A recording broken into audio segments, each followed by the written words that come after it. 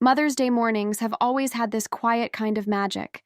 The scent of coffee drifting from the kitchen, the soft hum of a song I'd forgotten I loved, the stillness of the house before the day begins. I was curled up on the couch, soaking it in, when Lily came skipping into the room, her little hands hidden behind her back, a proud grin stretched across her face. "Happy Mother's Day," she chirped, handing me a card she clearly worked hard on. Crayon hearts, lopsided flowers, glitter that would haunt my floor for weeks. My heart swelled. I opened it slowly, already imagining the sweet message she'd written. But the second I saw the words, my breath caught in my throat. "Happy Mother's Day, Julia. I love you." I blinked. Surely I'd read that wrong. But no. There it was. Julia. My name isn't Julia. I didn't want to alarm her, so I smiled through the knot forming in my stomach. "Sweetie?" "Who's Julia?" I asked as gently as I could. Lily looked up, unfazed. "Daddy said to write that name first. Then he told me to change it to yours. But I forgot," she said with a little laugh, like it was the most innocent thing in the world. I felt something inside me go quiet, like the air had changed. That one name hit harder than any scream, but I didn't let it show. I just held that card and nodded, even as my world tilted ever so slightly. I sat there for a moment, the card still open in my lap, pretending to admire the glitter while my mind raced in every direction. Julia. It wasn't a friend from school or a classmate's mom. I would have remembered. No, this name had weight. It had placement. And the way Lily said it, so casually, so comfortably, it wasn't random. I looked at my daughter, her curls bouncing as she ran off to grab more of her surprises, completely unaware that she'd just cracked something wide open. I stood slowly, trying not to let my hands shake as I carried the card into the kitchen. The kettle whistled. The clock ticked louder than it should have. I placed the card on the counter and just stared at it, the colors blurring together. My heart wasn't racing. It was focused, sharp. I wasn't the type to spiral. I was the type to observe, process, and remember.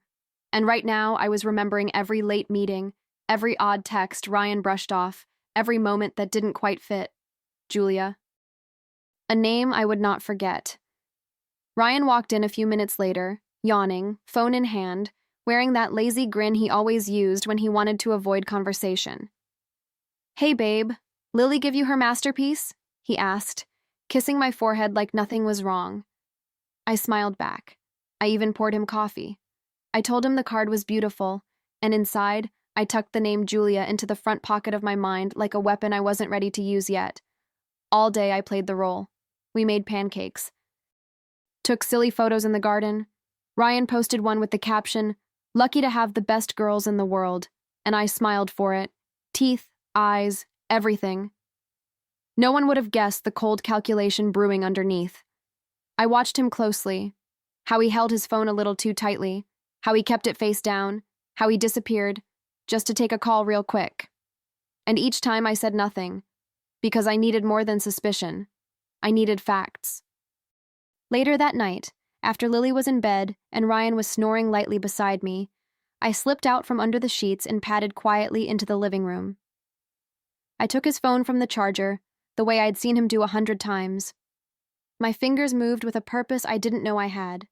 I didn't open anything, yet. I just held it.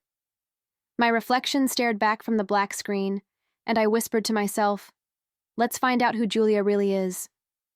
That card wasn't a mistake. It was a breadcrumb. And I planned to follow every single one of them until I had the whole picture. I wouldn't scream. I wouldn't cry. Not yet. Something inside me had shifted, and while Ryan slept peacefully, I opened my laptop, heart steady. Tomorrow, the real search would begin. There's something empowering about not confronting someone the moment you know they've betrayed you. Holding that knowledge, quietly, deliberately, becomes a form of control, and I intended to use every second of it. The morning after Mother's Day, I got Lily ready for school like nothing had changed. I kissed Ryan goodbye like everything was normal, but the second I was alone, I opened his phone. The passcode? His birthday. Predictable, arrogant.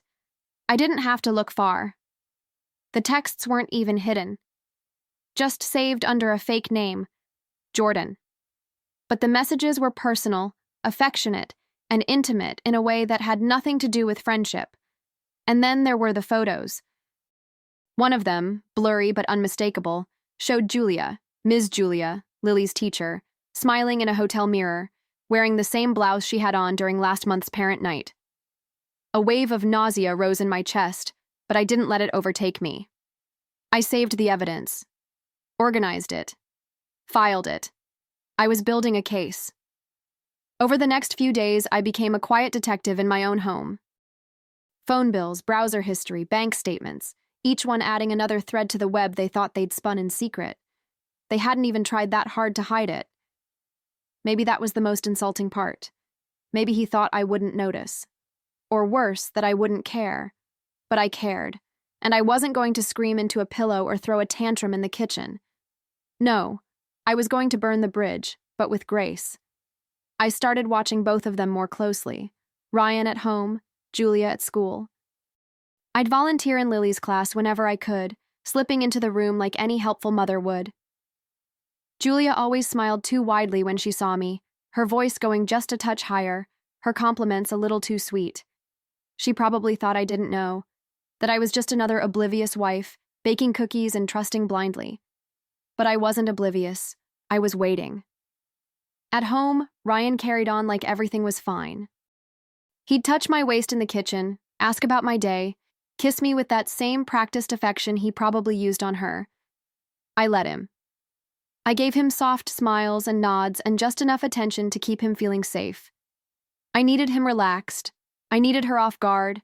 I couldn't risk them closing ranks or rewriting the story once they suspected I knew. No, the secret was my advantage. And then, like fate putting the final piece into place, the email from the school arrived. Parent-teacher meetings scheduled for the following week. I stared at the screen, letting the opportunity settle in. I called Ryan into the room and told him I wanted us both there. "It's important we show unity," I said. He agreed without hesitation, smiled even, said, "Of course." He had no idea what I was really planning. And Julia? She was about to get the kind of evaluation she didn't see coming. In the days leading up to the meeting, I rehearsed everything. Not just what I'd say, but how I'd sit, how I'd breathe, how I'd look at her. I wasn't going in as the scorned wife. No, I was walking into that room as the woman they both underestimated. I picked my outfit carefully, elegant but soft, nothing that screamed confrontation. I wanted Julia to feel just comfortable enough to let her guard slip. I wanted Ryan to walk beside me thinking he still had the upper hand.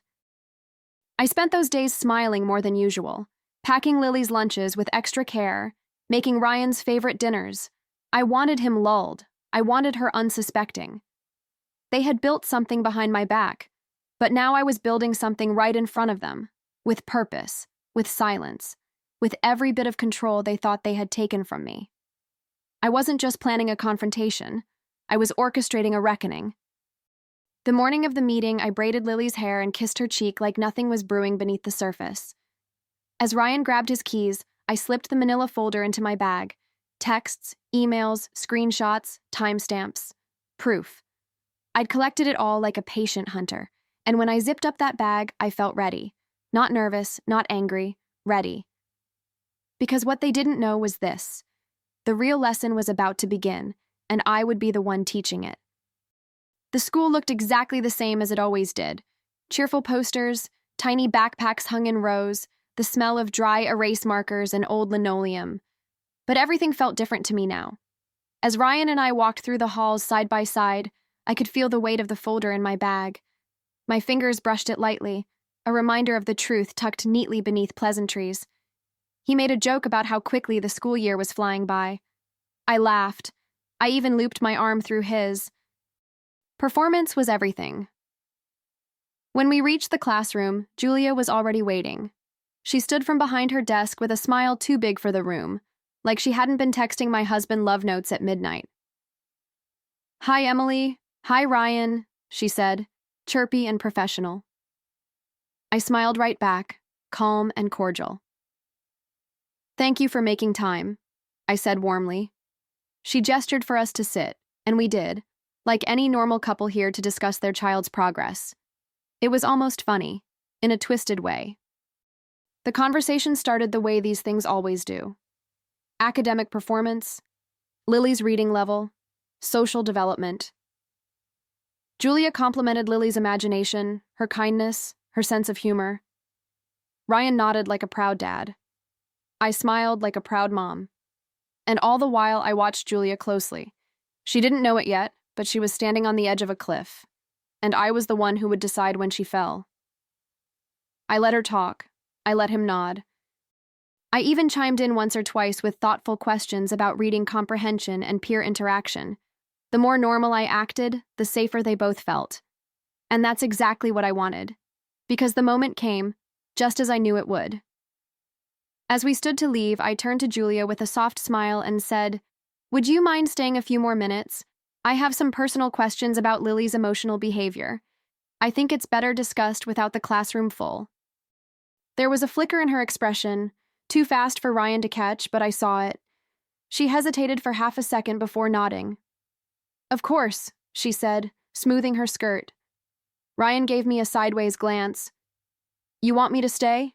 he asked, his voice light. I nodded. "Please." I could hear his swallow as he sat back down. The temperature in the room shifted just slightly, like the wind had changed direction. I took my time pulling Lily's file from my bag, intentionally slow, intentionally calm. I didn't pull out the folder just yet, not yet. I wanted them to feel the silence first. I looked around the classroom, childlike drawings pinned on corkboards, colorful alphabet posters lining the walls. So innocent, so full of trust. And here we were, sitting in the middle of it like characters in a lie we all helped write.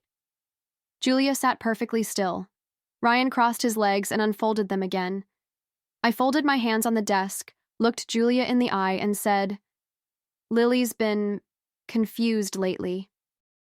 Julia tilted her head slightly, the way teachers do when they're trying to look compassionate.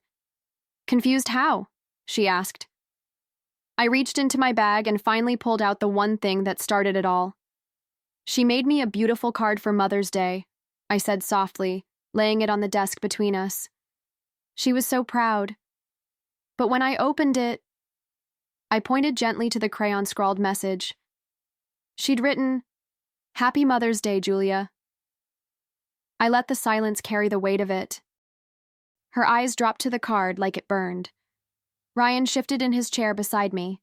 His breathing changed, shallow and uneven.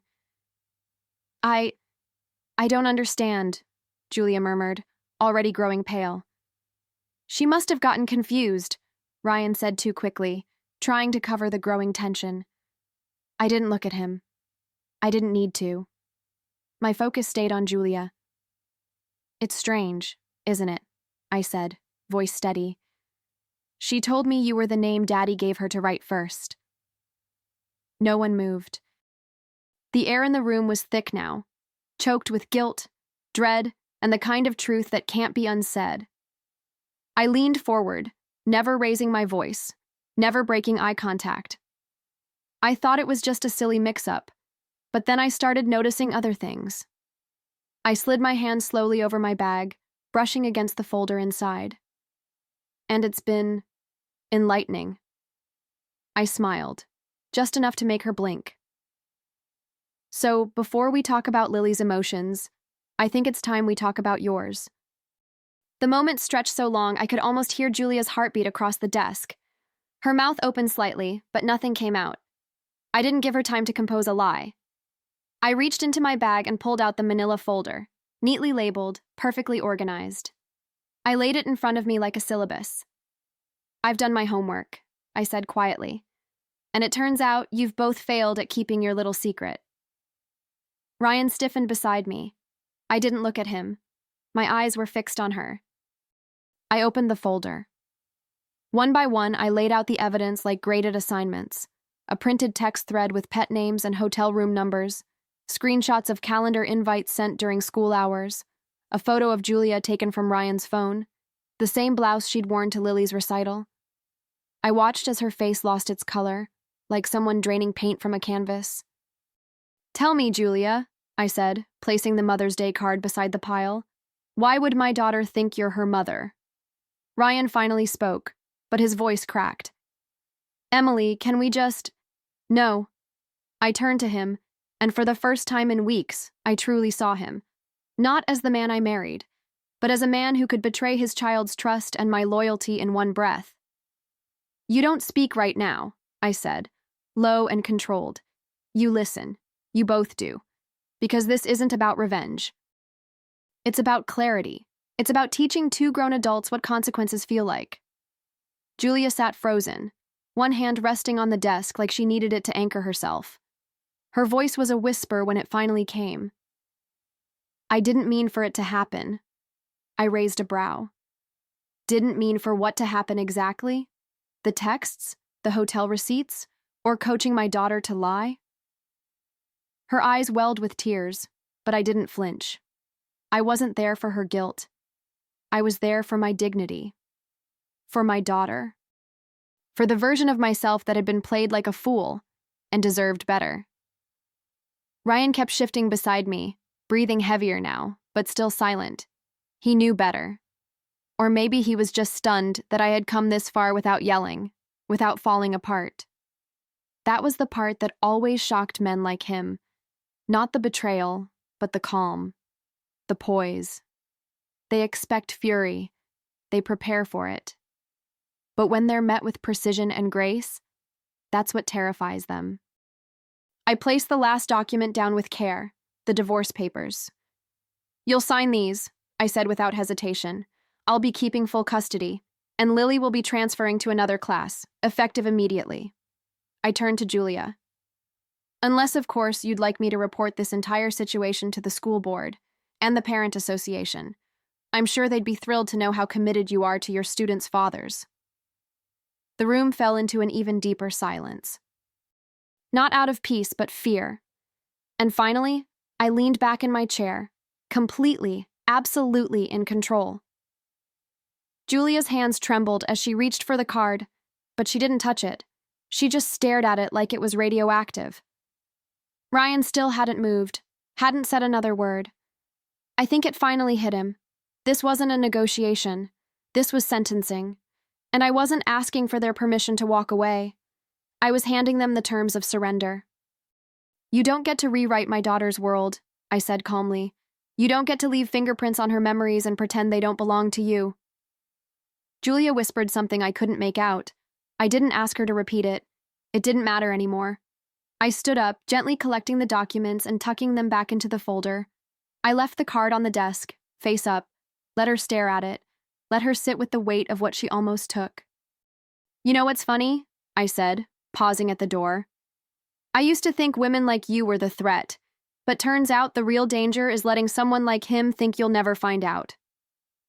I walked out with my head high, not because it didn't hurt, but because I refused to let them see me bleed. Not now, not here. I didn't need their apologies. I didn't even need closure. What I needed was what I'd just taken back. My voice, my truth, my boundaries. And as I stepped out into the bright school hallway, I felt something I hadn't in a long time. Relief. Not because the fight was over, but because the next chapter, that one would finally be mine to write. People always imagine the aftermath of a confrontation like mine as fireworks, shouting matches, tears in the rain, some dramatic, sweeping closure. But in reality, it was quiet, uneventful, just how I wanted it. Julia requested a transfer by the end of the week. I heard through another parent that she was taking time off for personal reasons. And Ryan? He signed the papers without a single word of protest. I think he knew he'd already lost something he could never repair. He moved out 3 days later, leaving behind half his closet and a note I never bothered to read. I gave Lily a simple explanation, that Daddy would be living somewhere else and that it had nothing to do with her. She cried a little. I held her until she fell asleep. And when I closed her bedroom door that night, I didn't fall apart. I didn't pour a glass of wine or call a friend. I just sat with myself in the stillness of that moment, letting the silence confirm what I already knew. I had survived it. What surprised me most wasn't the pain, it was the peace. Not having to second-guess every word, every delay, every locked phone screen. I could breathe again. I could smile without suspicion clouding the corners of it. And slowly, people started noticing. The other moms at pickup gave me longer looks, more warmth in their greetings. Not because they knew the whole story, but because they could sense something had shifted. I wasn't the woman they pitied. I was the one they quietly admired. The weeks that followed felt like walking into a cleaner version of my life. I rearranged furniture, changed the curtains, bought new mugs, little things, small rebellions against the ghost of what used to be. Each change was like reclaiming a piece of myself. I wasn't trying to erase the past. I was just choosing not to live in its shadow anymore. And Lily? She adjusted faster than I expected. Children are resilient like that, especially when they're raised in truth. One morning, we stood by the front door, tying shoelaces and brushing hair into a neat little ponytail. She looked up at me with that serious face she gets when something's been on her mind for too long. "Mommy," she asked, "do I still have to call Ms. Julia Miss if I see her again?" I paused for a moment, heart tugged by the weight of what she was really asking. This wasn't just about manners. This was about naming harm, about recognizing who earned a title and who didn't. I knelt down and took her hands in mine. "No, honey," I said gently. "You don't owe her anything, especially not your name." Her eyes lit up with quiet understanding, like I'd just handed her a key to something she didn't know she needed. We stepped outside, the morning sun warm on our faces, her tiny hand gripping mine tighter than usual. In that moment, it wasn't just a new chapter. It was a different book entirely, one I had finally started writing for both of us. We walked down the sidewalk toward school, hand in hand, passing familiar houses and blooming gardens that felt brighter somehow. I could hear her humming quietly beside me, her tiny voice floating through the morning air. No tension, no confusion, just us. And as we neared the school gate, I saw a few familiar faces, moms who used to nod politely but now smiled with something like quiet reverence. Not because I made a scene, but because I didn't have to. I kissed Lily's forehead before she ran off toward the entrance, her backpack bouncing with every step. I stood there for a second longer, just watching her. That little girl, so full of light, had unknowingly handed me the truth in a crayon-written card. She reminded me of something I'd forgotten, that love, real love, is honest and sacred and fierce. And when someone tries to twist it behind your back, you don't just let them rewrite your story. You pick up the pen yourself.